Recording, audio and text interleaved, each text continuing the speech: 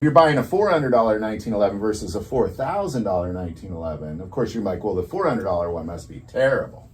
You know what? A lot of that $400 1911 and the $4,000 1911, sometimes it's almost the same damn block of steel. Sometimes it's almost the same darn block of steel that it comes from, and it just comes down to how many hours afterwards they are spent on fit and finish. Sure. So if you're gonna take the time to invest a master gunsmith or master machinist's hours spent on final fit and finish, you're gonna get a great product.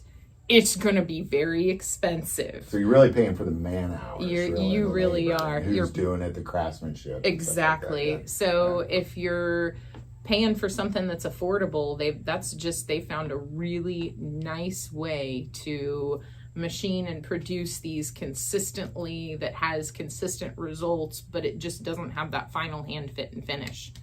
So you can always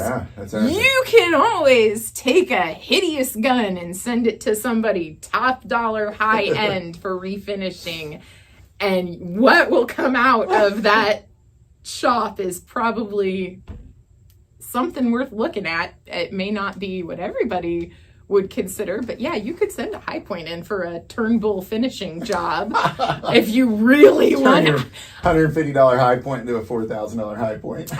Well, you would obviously spend more on the finishing services than you did on the entire gun and at least a 2-year supply worth of ammo for it. Maybe more, maybe less, depending on which part of the country you're in and how much you're spending on ammo.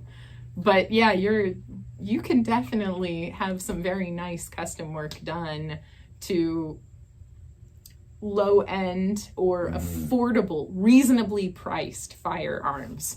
You could have a Rock Island 1911 or a Rock Island revolver sent in to Turnbull. You could have it sent to Nighthawk. You could have a Rock Island Nighthawk custom, provided you could pay for it. But you can have a low-end model with a high-end finishing job.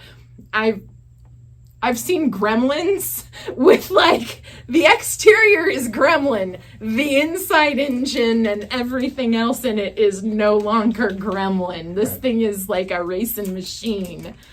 The High Point and the Taurus, I think, is really just about price. It is. It's just about, like, I'm avoiding that because it's too affordable. I think that is something that happens too. Like, oh, you can have a $400 gun or you can have a $200 gun. Where would you like to spend your money? Well, if they both function exactly the same and you're not going to have any issues with either of them, obviously I would pick the least expensive of them. And I think most people would too, but some people don't see that inexpensive price point as a bonus. They see it as something to be avoided because it's perceived. It is. It's perceived value. It's like, oh, this one is $200 inferior. It's subpar craftsmanship or workmanship, and that is not the case at all on Absolutely.